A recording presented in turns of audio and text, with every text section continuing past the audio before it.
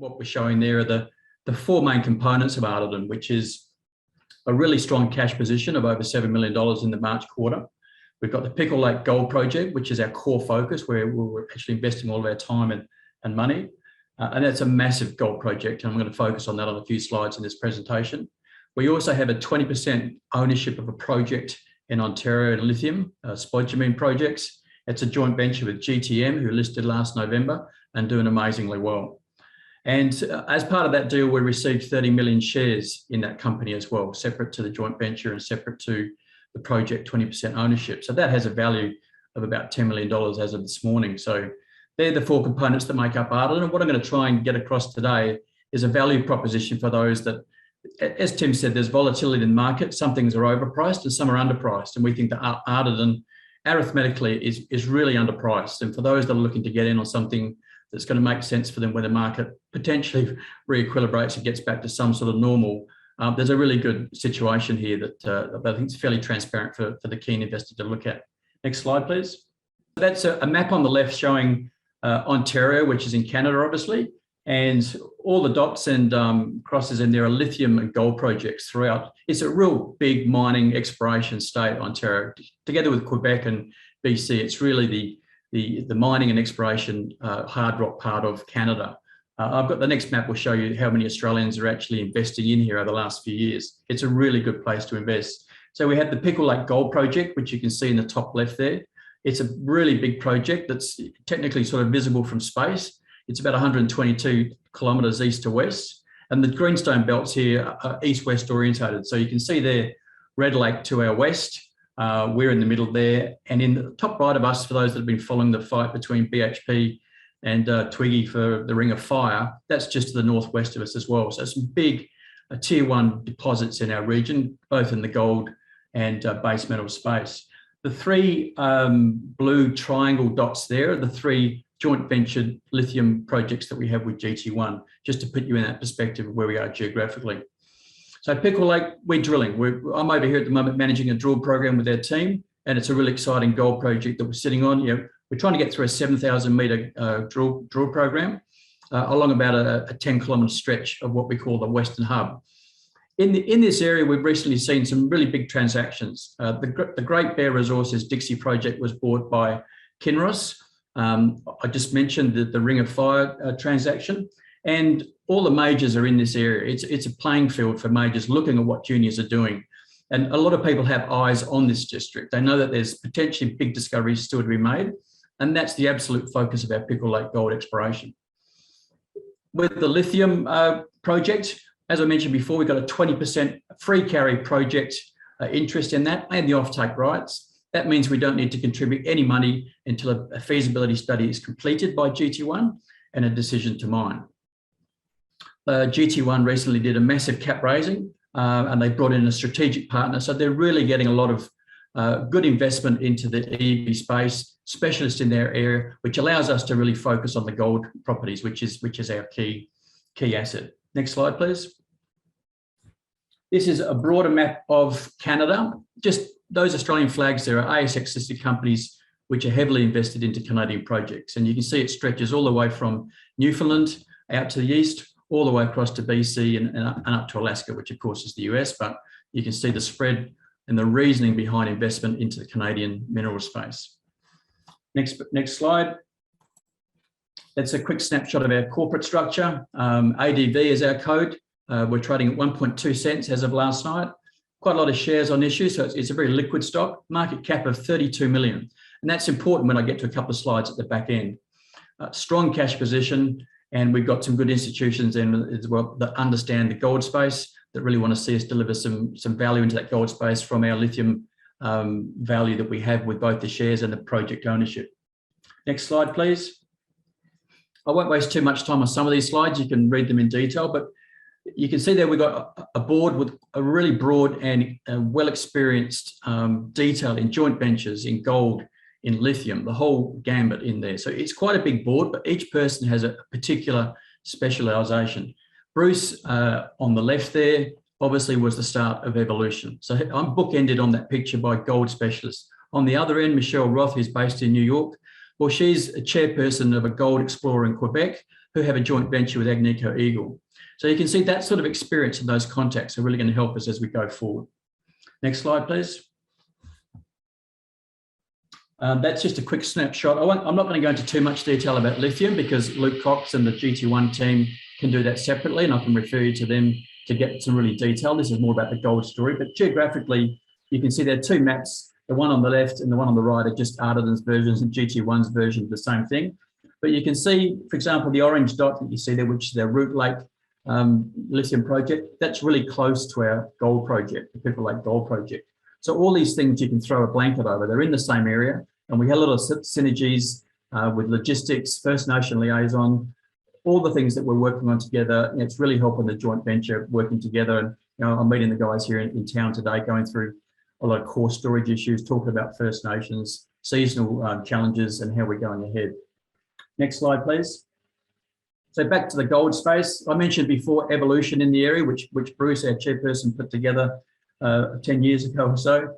We've also got north of us Newmont actively mining the Musselwhite mine. That helps us. Recently, a road was washed out up here as the snow melts. All the roads here are opened because of mining operations very quickly. So we have very few disruptions from those sort of events. Barrick had a gold and Patricia gold mine, which is sort of within our property. So they're aware of what we're doing here.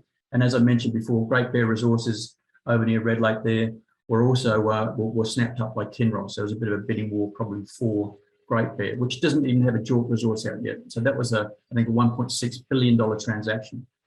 And Evolution has recently moved into Pickle Lake, pegging Greenfield's property. They understand that this area around here has a lot of untapped potential. There's so much greenstone here which hasn't been explored properly, and it's reasonably efficient and cheap to hold and to build compelling size gold projects and give yourself the opportunity to find those tier 1 discoveries. Next slide. The colours on that map are really just focused now in on the Pickle Lake area.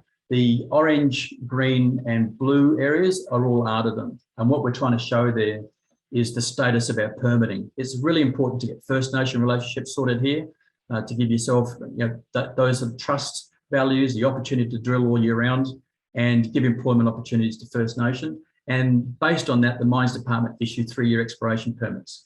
So the green and the blue areas, we're pretty much fully permitted and we can drill at any time. So we have a choice of places to drill and we're making applications for the other area. It's really that area you can see there where the Barrick logo is around the Gold and Patricia gold mine, which is a historic underground mine, where we're concentrating our drilling at the moment. And we've obviously got joint ventures in the area with Newmont, Orteco, First Mining Gold. There's a lot of activity and a lot of eyes on the Pickle Lake region. Next slide.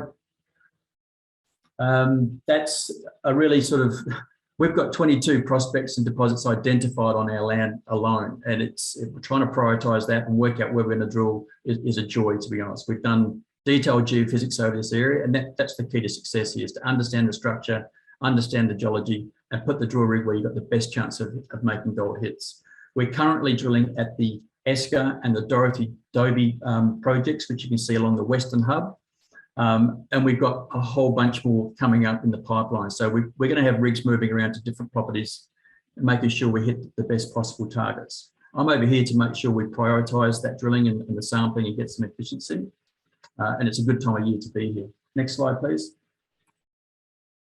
I'm going to see Tim pop up shortly. I'm watching my own time, so I'll skip through a bit of the detail on these things. I don't want to bore you with it, other than just to say both Hayden, who's on standby to potentially jump in, who spends a lot of time in country here. We've got some really exciting structures and opportunities here with some historical gold grades, which are bonanza grades in places, and some really areas which haven't been drill tested. So we understand the structure now. We've done a lot of detailed work on it, and we're getting detailed analysis from diamond core, orientated core, really smart drilling, trying to work out where the structures are. There's a lot of old hits through here which were never followed up, and we're trying to put it all together into a coherent story and work out where the best opportunity is to find those tier 1 deposits. So we're going to be drilling here for some time. There's a 100,000 ounce historical estimate along here at 5.8 grams, and we're going to be drilling that to validate some historical results so our QA/QC is brought up to speed. So a lot of work going on at the moment on the Western Hub at Pickle Lake. In terms of the news flow, on the next slide, please, and then we're just about done. The March quarter, there's some summary there of what we've achieved so far. It's all going to be about assay results from the drilling that we're doing. There'll be some news flow from what GT1 are doing in the lithium space that assists us. We've now got lithium and gold active at the same time. Previously, we've had either gold or lithium active at sort of opposite times, and now the whole space is really attractive. So a great opportunity to get into a company that has a foot in both camps. And so that's the story of Ardiden. What I wanted to try and show in the next two slides is an opportunity to get into the share price of 1.2 cents or whatever it may be today, which is well below what we think it should be on a see-through value. So next slide, please. I've got two slides here which are identical. The first one tries to explain the makeup of the value in terms of market cap, and the other one is the same bar charts, but it shows the share price in points of a cent to make up the share price. So the first three blue bars you can see on the left there are showing in market cap, the existing cash reserves of 7 million is 7 million, obviously. The shares that we hold in GT1 are worth 10 million as of close of business last night. And 20% of the lithium joint venture based on GT1's EV, not their market cap, but their EV, is 32. Add those three together and you get what should be a market cap of 50 million. On top of that, there's the value of the free carry. There's the value of the Pickle Lake Gold Project, which makes up a number north of that. And on the far right, we said where we're sitting at today is a market cap of 32. So there's a differential there that needs to be sorted out. And I'm trying to explain that to the astute investor to see the opportunity to really get something that's undervalued now that will reset itself at a greater value going forward if the market believes in the story and understands the area. One more slide, and then I'll hand back to Tim. This is exactly the same size of boxes, for want of a better term, but instead of showing market cap, we're showing share price. So if I jump straight to the right where you see the green box, our share price is 1.2 cents. But if you add the value of the cash, the shares in GT1, the 20% lithium carry, the share price should be 1.9 cents without even considering the gold and the free carry. So we think there's a really good opportunity there for those that like this sort of investment, that understand the potential of these areas. And at the same time, we've got a really quality board and a lot of activity going on and results coming out in the near future. So a good opportunity, we think. If you want to know more, call me, call the office, call Hayden, get in touch with us, and we're really happy to explain more. This was just a quick overview. I'll jump off now, Tim, and probably hit the sack. But we're interested to hear the next two stories anyway. It's always really good to hear your sessions and take any Q&A that's around on the Ardiden story quickly, Tim. Yeah, we've got 5 minutes or so for some questions here. Just to confirm, it's 13 million shares you own in GT1. I think in the beginning you may have actually accidentally said 30, so I'm just confirming that. Now for shareholders, there are quite a few shares on issue. Is there any chance of consolidation? There is. That always comes up. You consolidate shares at the right time. Some people like the liquid in there. If there's an event that happens that's coincident with the right time to do that, and our key shareholders are in agreement with that, we may well do that. But there's plenty of other companies out there with billions of shares on issue that are doing really well. So it's not our biggest focus, but we are aware of it, yes. And is there any, can you give us any color on the numbers in terms of, number of ounces being produced by some of these big neighbours that you have? Well, Musselwhite to the north of us, I think is trying to get back to about 300,000 ounces per year. That's just a small mine to the north. We've got Hemlo further east, which is a multi-million ounce producer. Red Lake itself, there's 3 mines in there. I'm not sure of Evolution's latest predictions in there. I should brush those off, but I imagine it's somewhere north of 500,000 ounces. New Gold have Rainy River just to the south of us producing. There's a lot of those sort of mines that are producing sort of 300 to 500,000 ounces, and that's really the tenor that you want to go for on a project this size. They're all underground mines. There's a couple of open cut mines in sort of development stage, but most of these, I was looking at some core today alongside ours, which is from 3.5 kilometres down at Red Lake. So that's the potential of these deep systems. We're just scratching the surface. They are big systems, and I'm sure Evolution I think they've doubled the resource, and they're likely to increase the reserve, modernising and getting in there and sort of joining all those projects into others. So it's a producing area. Pickle Lake itself produced 3 million ounces during the 50s, 60s and 70s. So it has been a producing area. There's nothing producing at the moment, but I'm sure some of the explorers in the area, there is a small mine in the area. If you can put some of these sort of mid-tier deposits together, you can really get a good production profile looking ahead. And Rob, is there any plan or opportunity to JV with some of these larger partners? Well, it's a case of talking to everyone and making a rational decision amongst the board about what makes sense. We think that as a junior explorer, we're not under any particular stress. As you've seen, we've got a really good strong cash position and the ability, in the future to monetize some of their lithium assets. So we're in control of our own destiny to a degree, but obviously we want to talk to anyone that's in the area at the right time. As I said, as we think we're undervalued, like most miners and explorers probably do, we think there's a lot there more for shareholders at the moment to get good value from that before something like that happens. There's a lot of activity and a lot of eyes in the area. We'll talk to anyone that has credence, and obviously our board are involved with other majors as well. So discussions are underway all the time, I guess, and people are trying to get into this area early. So we that's why we're drilling, not madly but furiously, trying to get the value and the results out to make sure that we get value into the stock for shareholders. And just one last question: what sort of data points can investors and potential shareholders, new shareholders, look for over the next 6 or 12 months? Sure. Well, I think that the big one is what results we get from this drill program. And I won't talk too much about that because it's obviously inside, but that's obviously why I'm here, to make sure we're absolutely prioritising those samples and putting the drill rig in the right spot. We've got probably about an 85% ownership of the whole ground. We've got about another $500,000 to spend on a joint venture, or not a joint venture, but an earning area, which we'll achieve easily in about 1 month of drilling on that property. And then it's absolutely 100% an Ardiden project. So that's another trigger and a nice thing to have. Those partners are excited. They're good partners to have. They're assisting us along the way and have good knowledge in the area. And then the lithium space. What happens in the lithium space?